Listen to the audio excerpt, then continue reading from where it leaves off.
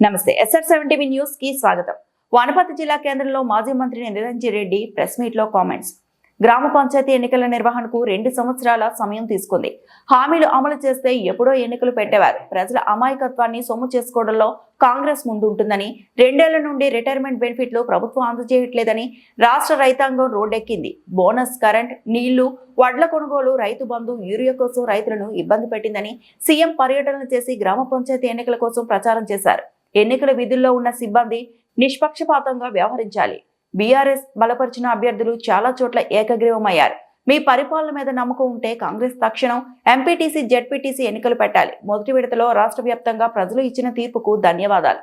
ఈ సమావేశంలో జిల్లా అధ్యక్షులు గట్టు యాదవ్, అధికార ప్రతినిధి వాకిటి శ్రీధర్, పట్టణాధ్యక్షులు పలస రమేష్ గౌడ్, జిల్లా మీడియా కన్వీనర్ నందిమల్ల అశోక్, జిల్లా రైతు సమితి మాజీ అధ్యక్షులు జగదీశ్వర్ రెడ్డి, మాజీ ఎంపీపీ కృష్ణానాయక్, చంద్రశేఖర్ నాయక్, వేణుగోపాల్, మాజీ కౌన్సిలర్ నాగన్న యాదవ్, ప్రేమ్నాథ్, గులాం ఖాదర్ ఖాన్, ఇమ్రాన్, బొబ్బిలి ప్రేమ్ కుమార్, సయ్యద్ జమీల్, నందిమల్ల సుబ్బు, మందరాము, సూర్యవంశం, నీలస్వామి తదితరులు పాల్గొన్నారు. Reporting by SR7 news, Wanaparthy జిల్లా ఇన్ఛార్జ్ కేపీ రెడ్డి. పనిగా పెట్టుకున్నటువంటి మహానాయకులంతా ఇలా కనుమరుగైపోయినారు, తెరమరుగైపోయినారు. ఎవరు మాట్లాడతలేరు.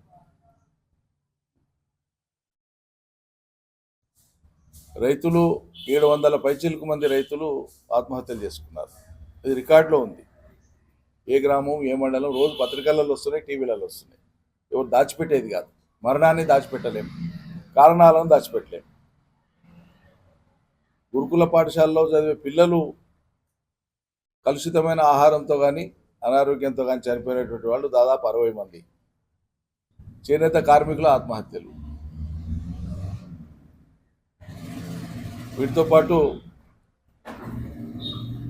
ఉద్యోగులు, ప్రభుత్వ ఉద్యోగులు కేసీఆర్ దిగిపోతే వాళ్ళకేదో చాలా మేలవుతుందని కొంత ఆశపడ్డారు. భారతదేశంలో ఎవరు ఇవ్వనటువంటి విధంగా 73% ఫిట్మెంట్ ఇచ్చినారు. 2 సార్లు కలిపి, 2 రివిజన్స్ కలిపి కేసీఆర్ ఇచ్చినటువంటి ఫిట్మెంట్ ఏదైతే ఉందో, జీతాల పెంపకం ఏదైతే ఉందో 73%. భారతదేశంలో ఈ రోజు వరకు స్వతంత్రం వచ్చినప్పటి నుంచి ఇప్పటిదాకా ప్రభుత్వ ఉద్యోగులకు అంత పెద్ద ఎత్తున జీతాలు పెంచినటువంటిది ఏ రాష్ట్రంలో జరగలే. గ్యాస్ సబ్సిడీ ఎగ్గొట్టిండ్రు. రైతులకు ఇచ్చే పంట బోనస్ 500 క్వింటాలకు అదే కొట్టిండ్రు. పోయిన సీజన్దే డ్యూ ఉంది. పోయిన వానకాలం సీజన్దే ఇప్పటిదాకా వేయలే. ఇప్పుడు మళ్ళీ యాసంగి దాదాపు వస్తున్నాయి. ఇంకో 15 రోజులైతే యాసంగి ఒడ్ల కొనుగోలు అయిపోతుంది. దాదాపు వానకాలందే గతి లేదు. సో ఈ మొత్తం నేపథ్యం, ఈ ప్రభుత్వము తాను ఇచ్చినటువంటి ఏ హామీలను అమలు చేయలేనటువంటి ఒక దుస్థితి. పైపెచ్చు ఇటువంటి పరిస్థితులలో అనివార్యంగా కోర్టు తీర్పుతో ఎన్నికలు పెట్టక తప్పని పరిస్థితి వచ్చినటువంటి గ్రామ పంచాయతీ ఎన్నికలలో సాక్షాత్తు ముఖ్యమంత్రే ఆయా జిల్లాల పర్యటన చేసి, పర్యటనకు పోయిన కాడల్లా ప్రభుత్వంతో పనులు చేయించుకునే వాళ్ళను, మంత్రులతో పనులు చేయించుకునేటువంటి వాళ్ళని అంటే తమ పార్టీ వాళ్ళని గెలిపామని చెప్పి ప్రచారం కూడా చేసినారు. అధికార పర్యటనలలో పోయి కూడా గ్రామ పంచాయతీల కోసం ముఖ్యమంత్రి ప్రచారం చేసుకున్నారు. కానీ ఫలితాలు మీరు చూస్తున్నారు. మొదటి విడత ఫలితాలే మీరు చూస్తున్నారు. సాధారణంగా ఏమవుతుందంటే, మీకు మీ ద్వారా ప్రజలకు ఒక విషయాన్ని నేను గుర్తు చేస్తున్నాను. సాధారణంగా జరిగేటువంటి పరిస్థితులు ఏంటంటే, ఎప్పుడు స్థానిక సంస్థల ఎన్నికలు వచ్చినా ఒక ప్రభుత్వం ఉన్నప్పుడు అధికార పార్టీ యొక్క స్థానిక సంస్థల ప్రజాప్రతినిధులు ఎక్కువగా గెలవడం అనేది ఒక ఆనవాయితీ ఉంటుంది. అది ఎప్పుడు ఆ ఆనవాయితీకి ఇప్పుడు భిన్నం ఉంది. కారణం నేను మొదటి నుంచి చెప్తూ వస్తున్నాయి మాట. ఏ ప్రభుత్వం అయితే ప్రజల విశ్వాసం పొంది దినదినం విశ్వాసం పొందే రీతిలో ఉంటుందో అప్పుడు ఆ ప్రభుత్వానికి అనుకూలమైన ఫలితాలు వస్తాయి. అది లేనప్పుడు కేవలం అధికార పార్టీ ఉంది కాబట్టి వాళ్ళకి అనుకూలంగా ఫలితం రాదు. ప్రజలు తమ సమ్మతిని, నిరసనను వ్యక్తం చేయడానికి గ్రామ పంచాయతీ ఎన్నికలు ఒక అవకాశం, ఒక సాధనం అనుకుంటున్నారు. అందుకోసమే వాళ్ళు ఎంత డబ్బు ఖర్చు పెట్టినా, ఎంత అధికార దుర్వినియోగం చేసినా ఇక మేమే ఉంటాం, రేపు తెల్లారితే మాతోనికెర వచ్చేది ఉంటుందని రాష్ట్ర వ్యాప్తంగా వాళ్ళ మంత్రులు, వాళ్ళ ఎమ్మెల్యేలు ఎంత ప్రగల్భాలు వాళ్ళకి ఎంత మాట్లాడి బెదిరింపులకు పాల్పడి ఎన్నో చేసినా కూడా చాలా జిల్లాలలో టగ్ ఆఫ్ వార్ ఉంది. కొన్ని జిల్లాలలో బీఆర్ఎస్ఏ ఆధిక్యంలో ఉంది. ఎక్కడ కూడా వాళ్ళు అనుకున్నట్లు మేము ఏదో ఇట్లా ఊదేస్తాం, ఇక లేకుండా చేస్తాం, ఇక తెలివి ఉండి లేని మాటలు చాలా మాట్లాడారు. అటువంటి మాటలు నేను ఉటంకించదలుచుకోలేదు కూడా. రాష్ట్ర వ్యాప్తంగా నేను చెప్పేది. కానీ ఫలితాలు ప్రజలు చాలా క్లియర్గా ఉన్నారు. గెలిచిన కాడ కూడా నేను ఇంతకుముందు చెప్పినట్లు అన్ని రకాలుగా విచ్చలవిడిగా డబ్బు అంటే, మద్యం అంటే, ఇక కావలసినంత అధికార దుర్వినియోగం అంటే, కొన్ని చోట్లయితే గెలిచిన వాటిని కూడా రీకౌంటింగ్ పేరు మీద ఓడిపోయినట్లు ప్రకటించి వాళ్ళ అభ్యర్థులు గెలిచినట్టు చూపించుకున్నారు. అదే ఎలక్షన్ పెటిషన్ వేస్తాం, కోర్టులో తేలుస్తాం, అది పెద్ద ఇష్యూ కాదు. కానీ ఇంత అపహాస్యం చేస్తారా? ప్రజా తీర్పు చేయకూడదు కదా. సోలిపూరే ఎగ్జాంపుల్. రేపు ఎలక్షన్ పెటిషన్ వేస్తాం, పెటిషన్ ఏమవుతుందో మీరే చూస్తారు. ఈ రోజు నేను ప్రకటిస్తున్నా ఈ డేట్ నాడు. రేపు కోర్టులో ఎలక్షన్ పెటిషన్ వేసినాక ఏమవుతుందో మీరు చూస్తారు. దానికి పాల్పడినటువంటి ప్రభుత్వ ఉద్యోగులు సస్పెండ్ కాదు, వాళ్ళు ఉద్యోగాలే లేకుండా పోతారు. వాళ్ళు ఉద్యోగాలు వదులుకోవాల్సి వస్తుంది.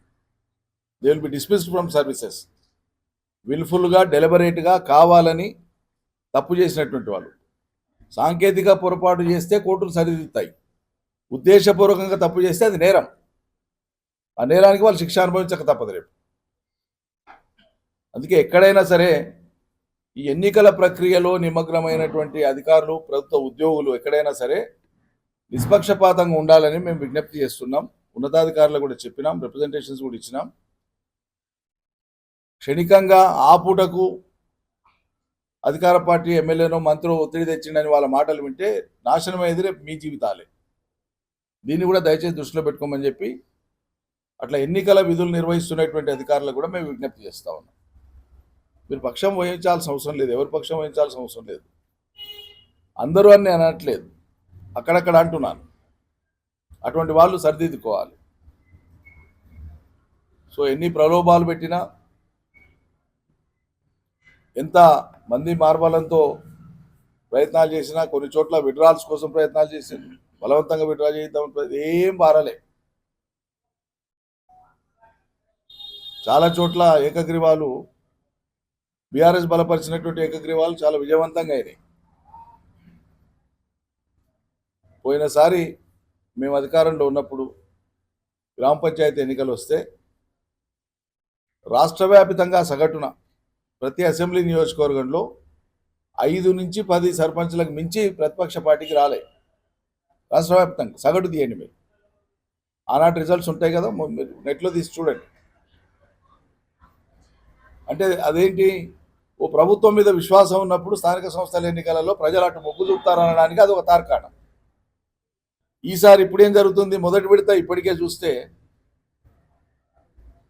బాహాబాహి అన్నట్లు, నువ్వా నేనా అన్నట్లు ఎక్కడ కూడా తల వంచకుండా తగ్గేదే లేదన్నట్లు ఇవాళ బీఆర్ఎస్ కానీ, స్వతంత్రులు కానీ అధికార పార్టీ మీద పోటీ ఇచ్చి నిలబడి గెలుస్తున్నారు. ఇది స్పష్టంగా తెలియజేస్తున్నటువంటిది ఏంటంటే, ఎప్పుడు రాజకీయ పార్టీల గుర్తుల మీద ఎన్నికలు వచ్చినా ప్రజలు అధికార పార్టీని తుడిచేయడానికి సిద్ధంగా ఉన్నారనడానికి ఇది ఒక ప్రధాన సంకేతం.